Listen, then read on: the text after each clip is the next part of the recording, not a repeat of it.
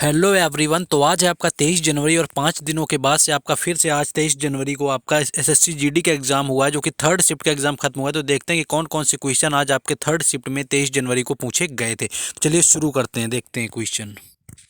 पहला क्वेश्चन आपका पूछा गया था, चू फाट लोक नृत्य संबंधित आया हुआ था कि किस राज्य से संबंधित है। जो आपका ये चू फाट नृत्य सिक्किम का एक सुंदर लोक नृत्य है। लेप्चा जनजाति इस नृत्य को पांग लाओत्सव उत्सव के दौरान करती। तो ये आपका यहाँ पर लेप्चा जनजाति के द्वारा किया जाता है, जिसमें कि ये चू शब्द की बात करें तो बर्फ से ढके पहाड़, और फाट का अर्थ होता है पूजा करना। तो पर बर्फ से ढके जो पहाड़ होते हैं उनकी पूजा करने से संबंधित होता है। इस प्रकार अर्थ होता है कि बर्फ से ढके पहाड़ों की पूजा करना। यह बौद्ध कैलेंडर में 7वें महीने के 15 दिन में किया जाता है। तो ये आपका त्यौहार जो पूछा गया था, तो चू फाट, तो ये आपके सिक्किम राज्य से संबंधित है। नेक्स्ट क्वेश्चन था कि 4 ग्राम कैलोरी कितने ग्राम प्रोटीन से बनता है, ये आया हुआ था। तो 1 ग्राम जो प्रोटीन होता है 4 किलो कैलोरी आपका देता है। नेक्स्ट एक क्वेश्चन पूछा गया था कि कबड्डी में प्रत्येक टीम में कितने खिलाड़ी मैदान में उतरते हैं। तो कबड्डी की टीम में 12 खिलाड़ी होते हैं, जिसमें कि 7 खिलाड़ी विरोधी टीम के साथ में खेलते हैं और 5 खिलाड़ी आपके रिजर्व रहते हैं। तो 7 खिलाड़ी एक टीम से उतरते हैं, जैसे कि आपके कबड्डी के खेल में। तो ये खेल से संबंधित यहाँ पर क्वेश्चन पूछा गया था। नेक्स्ट क्वेश्चन देखेंगे। नेक्स्ट आपका था कि शिल्पाधिकारम की रचना कितने वर्षों के पहले हुई थी। लेकिन उससे पहले अभी तक अगर आप लोगों ने चैनल को सब्सक्राइब और वीडियो को लाइक नहीं किया तो चैनल को जरूर सब्सक्राइब कर लेना है, क्योंकि सब्सक्राइब करने से आपको यहाँ पर हर एग्जाम का एनालिसिस दिया जाता है। साथ ही साथ बेल आइकन को प्रेस कर लें, जिससे कि आने वाले हर वीडियो का नोटिफिकेशन आपको मिलता रहता है। साथ ही आपको जो कि डिस्क्रिप्शन में आपको लिंक दिया है गया है टेलीग्राम और व्हाट्सएप ग्रुप का, दोनों से आपको जुड़ जाना है, जहाँ पर आपको पीडीएफ दी जाती है, साथ ही साथ बाकी अपडेट भी वहाँ पर दी जाती है। तो व्हाट्सएप ग्रुप और टेलीग्राम से चैनल से बिल्कुल भी जुड़ना ना भूलें। साथ ही साथ चैनल को सब्सक्राइब और लाइक जरूर कर दें।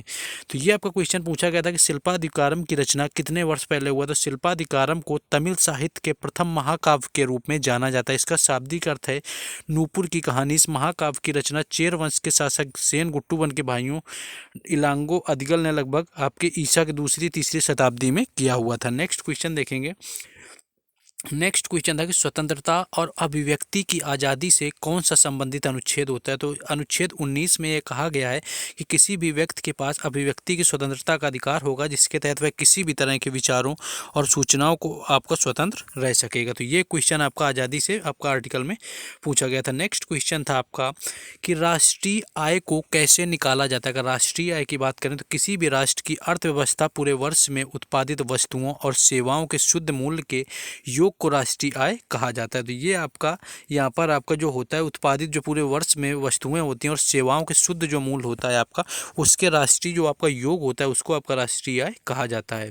नेक्स्ट एक क्वेश्चन पूछा गया था कि शोभना नारायण किससे संबंधित है। अगर शोभना नारायण की बात करें तो शोभना नारायण एक प्रसिद्ध और मान्यता प्राप्त भारतीय कथक नृत्यांगना, उनका समानांतर कथक कलाकार और भारतीय लेखा परीक्षक और लेख सेवा के रूप में दोहरा करियर रहा हुआ है। भारत और दुनिया भर में प्रदर्शन करते उन्हें पद्मश्री से भी सम्मानित किया गया। तो ये आपका यहाँ पर नृत्यकार से संबंधित क्वेश्चन आपका पूछ लिया गया था। नेक्स्ट क्वेश्चन देखेंगे।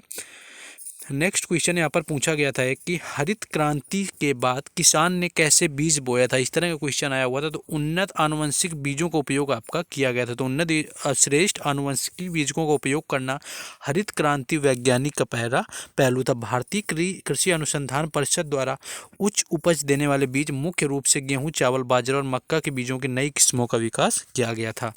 नेक्स्ट क्वेश्चन देखेंगे। नेक्स्ट आपका एक इंद्रधनुष योजना से संबंधित क्वेश्चन आया हुआ था। उसी के साथ में आपका था स्वतंत्रता के बाद भारत के संसद में सामाजिक आर्थिक समाज को कैसा स्वरूप दिया गया था। इस तरह से कुछ एक क्वेश्चन आपका पूछा गया था। नेक्स्ट क्वेश्चन हम लोग देखेंगे। नेक्स्ट आपका था कि पहला जूट कारखाना कहाँ पर स्थापित किया गया। तो इसका सही उत्तर आपका 1855 था, यानी पहली जूट मिल की स्थापना वर्ष 1855 को कोलकाता के पास हुगली नदी पर स्थित रिसरा में हुई थी। यानी कोलकाता के रिसरा नामक जगह पर हुगली नदी के किनारे हुई थी, जो कि आपके 1855 था। नेक्स्ट क्वेश्चन देखेंगे। लेकिन अगर आपका आने वाली शिफ्टों में एग्ज़ाम है तो आप अगर चाहें तो हमारे जो 10 से आपके 17 जनवरी तक की पीडीएफ आपको यहाँ पर 20 रुपये के मिनिमम शुल्क में रखी गई है। आप डिस्क्रिप्शन में जाकर व्हाट्सएप ग्रुप से जुड़ सकते हैं, वहाँ पर आप हमसे पीडीएफ परचेस कर सकते हैं, जिससे कि आपको पीडीएफ में सारे क्वेश्चन 500 यानी 500 क्वेश्चन आपके 24 शिफ्टों के रखे गए हैं।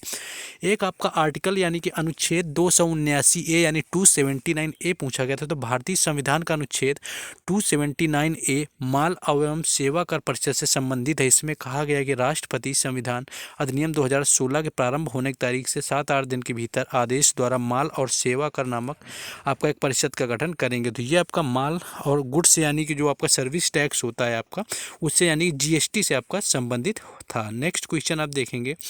नेक्स्ट एक क्वेश्चन पूछा गया था कि वीर लखन नायक कौन से प्रांत से संबंधित हैं। तो आपके लक्ष्मण नायक 22 नवंबर 1899 को पैदा हुए, पूर्वी भारत में दक्षिण ओडिशा के एक आदिवासी नागरिक अधिकार करता था। वह उड़ीसा की भुइयां जनजाति से आपके संबंधित थे। उनका जन्म कोराटपुर जिले के टेटी लिगुमा गांव में हुआ था। तो यहाँ पर आपका इनसे पूछा गया था कि कौन से प्रांत से संबंधित है, तो ओडिशा आपका राइट आंसर था जहाँ से ये संबंधित थे। नेक्स्ट क्वेश्चन था कि सिंधी लोग मकर संक्रांति को किस नाम से मनाते हैं। तो सिंधी गिरिबाग निवासी रोशन हिरानी बताते हैं कि सिंधी समाज मकर संक्रांति तिरमूरी के नाम से मनाई जाती है, यानी तिरमूरी के नाम से आपकी मनाई जाती है। समाज के लोग कन्याओं के घरों में पूजा कर उन्हें तिल का गजक देते हैं। इस दिन का खास व्यंजन मेथी मटर गोभी आदि का पुलाव होता है। तो सिंधी लोगों के यहाँ पर आपका तिरमूरी के नाम से आपका मकर संक्रांति का जो त्यौहार है उसको यहाँ पर आपका सेलिब्रेट किया जाता है। क्वेश्चन आपका देख लेते हैं, ऊपर हो गया। तो नेक्स्ट क्वेश्चन हम लोग देखेंगे जो आपका पूछा गया था। नेक्स्ट यहाँ पर क्वेश्चन था आपका त्रिमूर्ति वाला सिंधी लोग। हाँ, नेक्स्ट आ गया। ये क्वेश्चन आपका पूछा गया था एक यहाँ पर कि भारत जनसंख्या की दृष्टि से विश्व में कितना स्थान रखता है, यानी विश्व में भारत का जनसंख्या की दृष्टि से कौन सा स्थान आता है। तो सन 2019 में लगभग 1.15 अरब की जनसंख्या के साथ भारत विश्व का दूसरा सर्वाधिक जनसंख्या वाला देश है। भारत के पास विश्व की कुल भूमि का 2.4% और जनसंख्या की आपकी कुल 17% जनसंख्या भारत में निवास करते हैं, यानी जनसंख्या में आपका 7वें नंबर, दूसरे नंबर पर, और आपके क्षेत्रफल के हिसाब से आपके 7वें नंबर पर आता है, क्योंकि कुल विश्व का 17% आपका भूमि यहाँ भारत में, और अगर 2.4% भूमि और 17% आपकी जनसंख्या भारत में निवास करती है। नेक्स्ट क्वेश्चन था कि आवर्त सारणी में कुल कितने तत्व हैं। तो आवर्त सारणी की बात की जाए तो कुल 118 तत्व अभी तक ज्ञात यानी कि सम्मिलित हैं, जो कि आपकी आवर्त सारणी में रखे गए हैं। नेक्स्ट क्वेश्चन देखेंगे।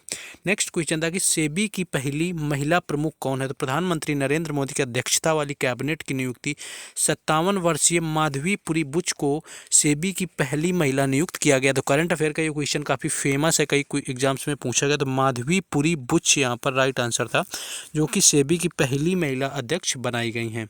नेक्स्ट एक क्वेश्चन आपका इस तरह से था कि कौन सा महासागर हिंद महासागर का विस्तार है। तो इसका भी एग्जैक्ट क्वेश्चन आंसर यहाँ पर नहीं मिल पाया। नेक्स्ट आपका था कि भारत में उद्यमिता सेल और नवाचार केंद्र के उद्घाटन किसने किया था। जो आपका दिल्ली में उद्यमिता सेल और नवाचार केंद्र हुआ, उसका उद्घाटन किसके द्वारा किया गया। तो श्री अश्विनी वैष्णव, जो कि भारत के रेल मंत्री हैं, सी.डॉट परिसर दिल्ली में उद्यमिता प्रकोष्ठ और नवाचार केंद्र का उद्घाटन किया हुआ था। तो अश्विनी वैष्णव दिया हुआ था, जो कि वर्तमान में रेल मंत्री हैं। तो आपका अश्विनी वैष्णव यहाँ पर राइट आंसर था, जो कि आपका पूछा गया था उद्यमिता और नवप्रकाश केंद्र का। नेक्स्ट एक क्वेश्चन पूछा गया था कि 83वां राष्ट्रीय टेबल टेनिस चैंपियनशिप कहाँ पर आयोजित हुआ था।